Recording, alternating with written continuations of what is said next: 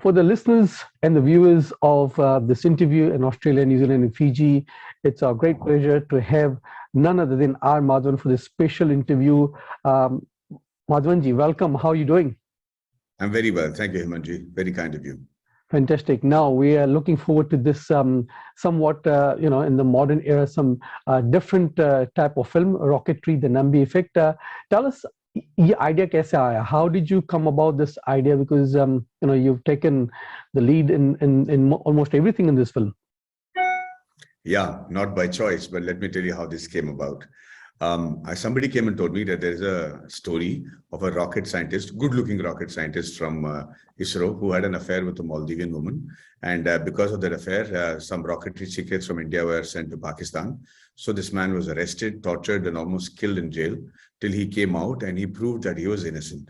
मुझे लगा कि यार, it's a good poor man's James Bond film. Let's go do this story after Vikram Vera. It'll be good fun. Good-looking rocket scientist from ISRO, and then beautiful Maldivian woman. But Hemant, when I went and met him, I was blown because I did not even expect to be hit by a sledgehammer, in terms of my emotion and in terms of my intellect. Dr. Nambi Narayan was anything from what I was expecting him to be. He looked at me and he said, Madhavan, I'm a big fan of your work and I've seen your films in Tamil cinema, you do good acting. But he was angry, he was upset, there was tears in his eyes, there was, angst. How the hell can anybody call me a traitor? How can they say कि मैंने देश को betray किया, And he kept talking about the case. So I said, Nambi sir, आपको तो innocent prove किया गया. You have already been, sort of vindicated and said that you're innocent. He said, yeah, but you go to Google and put Nambi Narayan, it still says Nambi Narayan of the ISRO spy case. My whole family is living with the fact that I'm a spy or I've been accused of being a spy. And that is not fair. That should never happen to anybody from India. And then, it took me 7 months to write that script about him and the case, which I thought was fantastic, okay? But after I went back, after 7 months, he looked at the script and said, you've written it very well, but this part is not true because, I was in Princeton studying instability under Professor Crocco. So when did you go to Princeton? He said, I am the first scientist from India to join the Ivy League. I was in Princeton where I studied under Luigi Crocco. And I said, sir, under Luigi Crocco, the father of the space, of the moon missions. And he said, yes. And then I was blown. I said, Aapne ye bataya kyun nahi? Why did you not tell me? And he said, what is there to say? And then I started talking about his achievements. And then it completely blew my mind. From Princeton to France to Scotland to USSR, when USSR were breaking down and smuggling the engines from Russia to India because it was promised. This was the true story of James Bond's father. I'm telling you, it is not even James Bond. It was James Bond ke baap ki kahani hai. And it's a true story. And you could not believe that Indian scientists have the ability to do these kind of things and the kind of things that they had to fight. And suddenly I looked at Dr. Nambi Narayan and I said, sir, why would you not talk about it? And you know what he said, Hemant? That completely blew my mind. He said, what is there? There's nothing great. They gave me a salary, I did my job.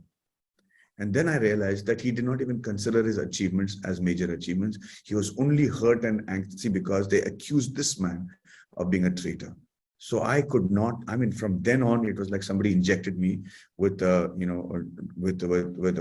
complete passion of storytelling mixed with a high energy cocktail, because I haven't slept in the last 6 years. I just had to tell this man's story, not just me, my entire team, my producers, my investors, every one of them only with one intention of telling Dr. Nambi Narayan's story. And you know what is the best part, Hemant? He was given the Padma Bhushan. And nobody knows why. Well, you've taken certainly a bold step to get this message out there, because I guess for a lot of us, watching a sci-fi along with something which is historical, something that's going to be mind blowing. But I guess my question to you, Madhavan, was what were the challenges apart from the few challenges that you've described now? What did you have the challenges of actually putting it together, shooting it together? Yes, we shot the film. And so let me tell you, Hemant, that there are, for the first time, even if I say so myself, this film has a first of many. And I don't think that what we've done in the film has been done in any other film before in the history of cinema that I know. For instance, we've shot the film in 3 different languages over spanning a period of 50 years, live sound in 8 countries.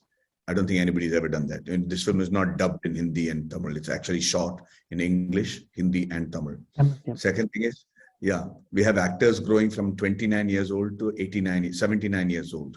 And, they're growing hair, putting on weight, losing weight, beard, mustache, everything. And this is the first time that age has been shown without any prosthetics. There is no padding. There is no stuck-on mustache or beard. Everything that you see in the posters behind me or in the pictures of Rocketry is actually our hair, actually our teeth. In fact, I had my jaw broken and my teeth realigned to look like Dr. Naminara and my real teeth, so that no part of the film rings false. Everything we have shown in the film is so true that even the looks had to be real. And we really bent over backwards to get that done. Most films you would have seen about when you do about rocket or space, you see rocket launches, you see space and satellites, but there's no film in the world that has shown you how a rocket engine looks, how a liquid fuel engine looks, and it looks like a piece of diamond jewelry. And it's extraordinary. I mean, women will fall in love with the way it looks.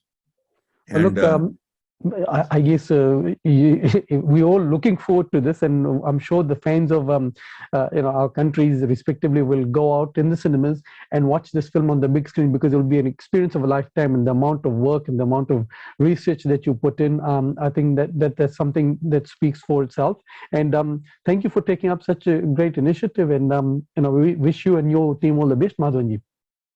You're very kind. Thank you, Hemant.